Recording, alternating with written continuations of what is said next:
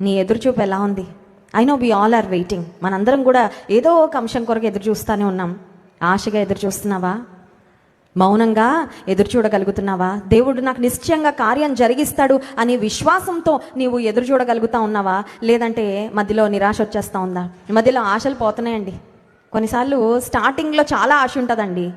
ఆలస్యం అయ్యే కొద్దీ ఇంకా నాకు ఆశ, ఐఎమ్ గివింగ్ అప్ హోప్, నాకు ఇంకా ఆశలు లేవండి, ఇంకా నాకు పరిస్థితులు మారతాయని నిరీక్షణ లేదని కొన్నిసార్లు మిడ్వే ఆ వెయిటింగ్ జర్నీలో సగం దూరం వెళ్ళిన తర్వాత ఆశలు వదిలేసుకుంటామండి. అంటే నీ ఆశీర్వాదం ఇంకా కొంచెం నువ్వు ముందుకు వెళ్తే, ఆశతో, నిరీక్షణతో, విశ్వాసంతో ముందుకు వెళ్తే నువ్వు పొందుకోగలవు. కానీ నీ ఆశ కోల్పోవడం వల్ల, నీ నమ్మిక తప్పిపోవడం వల్లే మిడ్వే నువ్వు నీ అద్భుతాన్ని, దేవుడు నీ పట్ల చేయబోయే కార్యాన్ని పొందుకోలేకపోతున్నావేమో. ఆశతో ఎదురు చూడ్డాం, కావలి వారు వేకువ కొరకు కనిపెట్టినట్లుగా.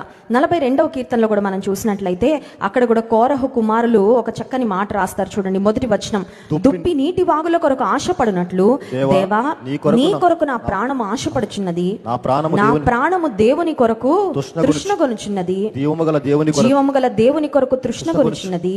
దేవుని సన్నిధికి నేను ఎప్పుడు వచ్చేదను, ఆయన సన్నిధిని నేను ఎప్పుడు కనబడేదను. ఒకసారి